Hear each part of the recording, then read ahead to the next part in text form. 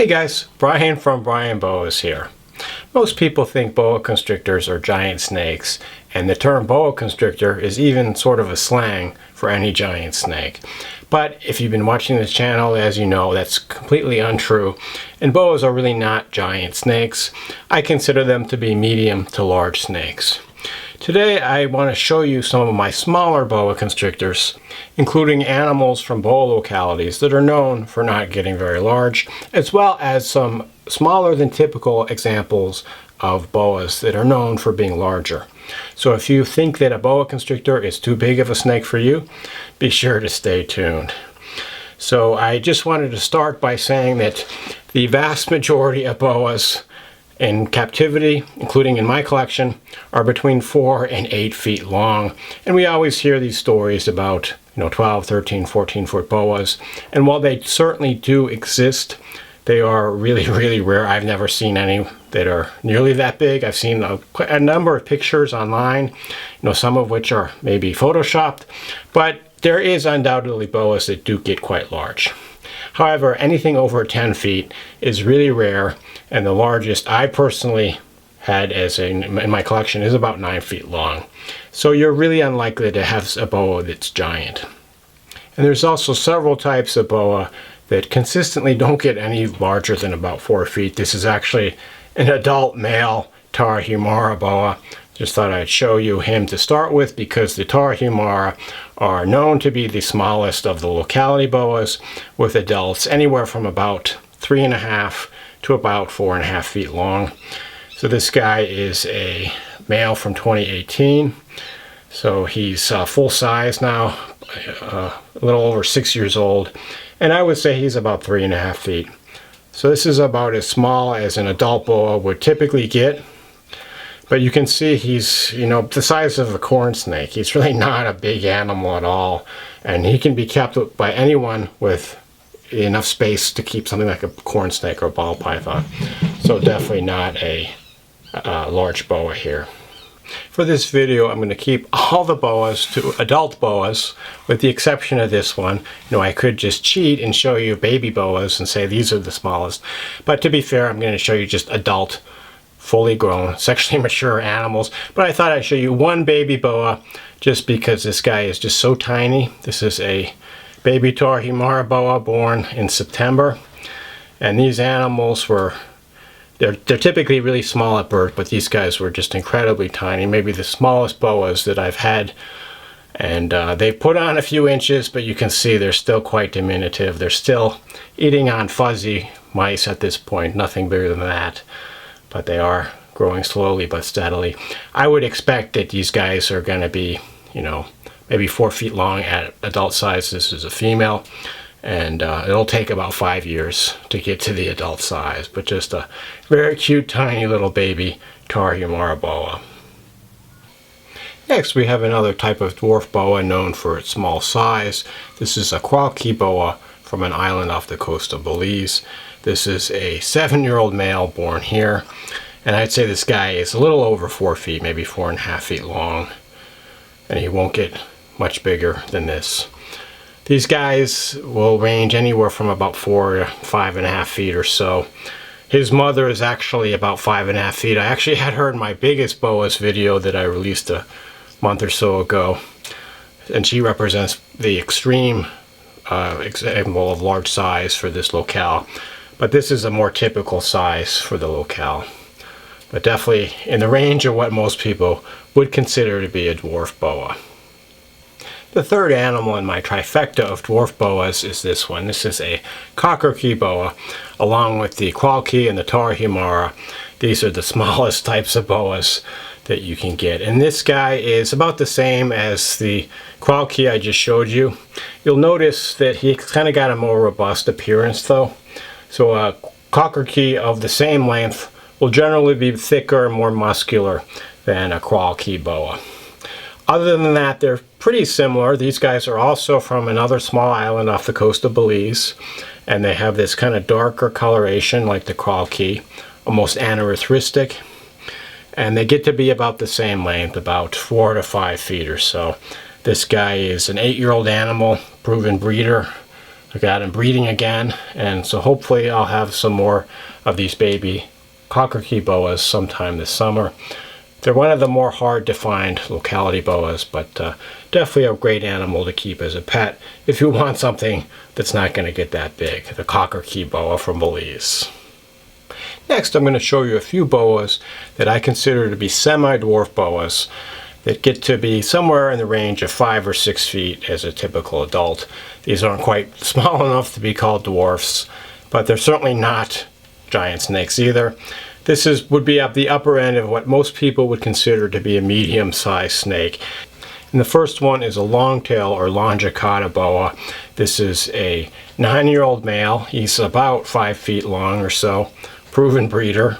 Hopefully he'll sire another litter of babies this year. But we'll have to wait till the summer to find out. And what this variety of boa is known for is the dark appearance, and they get darker over time. As babies, they start out quite light in color, and then they undergo a metamorphosis and get more of the dark pigment with every shed until, as adults, they have this beautiful dark coloration. They're a great type of boa to work with. They're not as well known as some of the other types of boas, but they do have a dedicated cult following and people that keep nothing but this type of boa. I really enjoy these long-tail boas, and have several pairs from different bloodlines, and hope to be offering some babies later this summer. Next, another semi-dwarf locality is this one. This is a Honduran firebelly boa, and most of the boas from Central America kind of fit into this semi-dwarf size range with adults in the 5 or 6 foot range.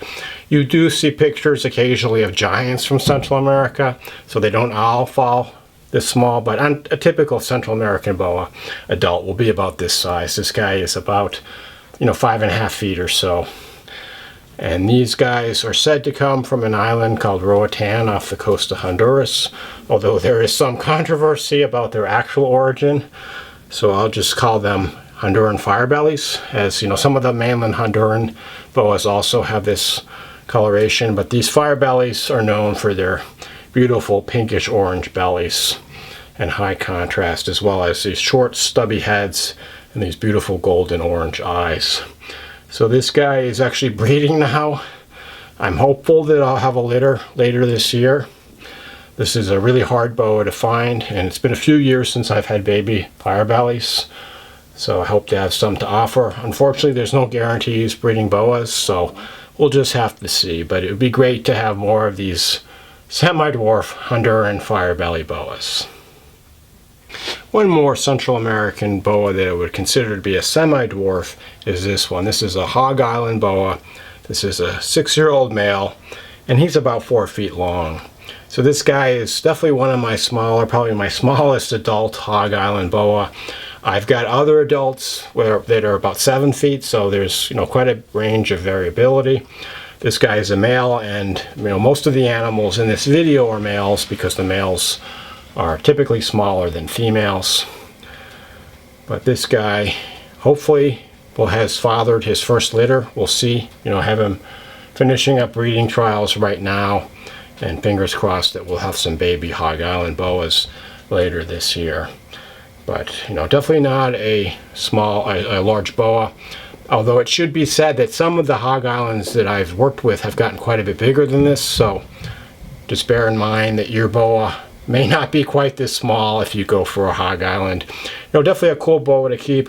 Probably not your first pick if you want something that's guaranteed to stay small, but I just thought I'd show you this example because some of them do stay quite small. Lastly, I thought I'd show you a few boas that aren't known to be smaller dwarfs or semi-dwarfs, but there are examples of individuals that don't get that big. And the first is this Branchia Columbia boa. This is a 4-year-old male. I would say he's about 4 feet long or so right now.